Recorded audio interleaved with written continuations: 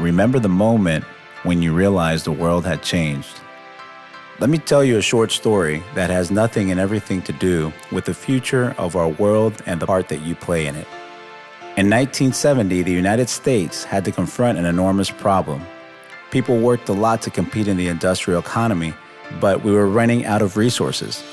Not of petroleum, coal, or any other natural resources, but we were running out of people, specifically of obedient industrial workers.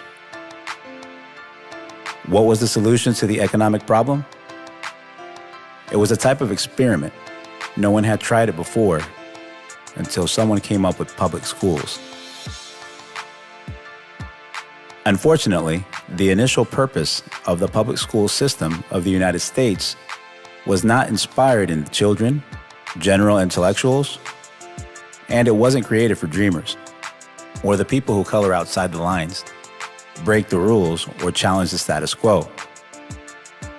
The initial public school system of the 1900s was invented to create a nation full of adults that would do their job in an obedient manner in the production lines of factories. Teaching the children to sit in straight lines and organize their entire day to the sound of bells wasn't a coincidence. Punishing those who were not content was intentional. These were the abilities that you would need to unite to the working force. Intentional or not, this old way to convert dreamers into workers was an investment of the future of the economy of our nation, and it worked. This later produced many generations of productive workers and with work, but it's not working anymore.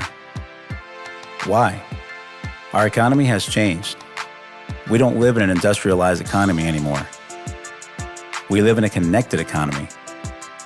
Right now, there are more Facebook users than people in the planet 200 years ago. Technology makes it possible to connect with people, ideas, information, and any part of the world instantaneously. And as a result, our economies aren't located in small towns or communities, but in the whole world. We count on global commercialization in almost every aspect. In the past, the obedient people who did what they were told without asking were rewarded for working hard and leaving their dreams on the side to be content with good-paying jobs, which gave them long-term careers. They were guaranteed retirement with benefits, with the promise that theirs would always be taken care of. And that's how it was. But today, the promise doesn't exist for the majority of us.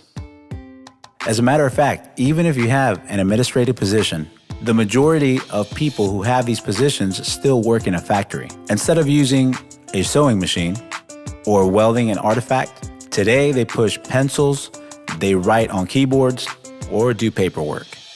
This is also industrial work because the focus of the day is centered in increasing the productivity, which leaves very little space for creativity, improvisation, or individuality.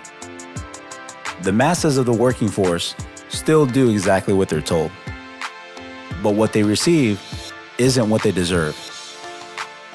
As a matter of fact, if you do everything that you're being told to do today, graduate from college, go to the university, obtain a title, work hard at any job that you can find, if you're lucky enough to find a good job, you still have no guarantees. Companies are being forced to change, or they'll go under right now. Layoffs are a lot more frequent than the opportunities to be employed, and the good-paying jobs are disappearing, or they're shipped overseas more commonly. If you have a job where you have a boss that tells you exactly what to do, he or she will always find someone that does the same thing you do for a cheaper price.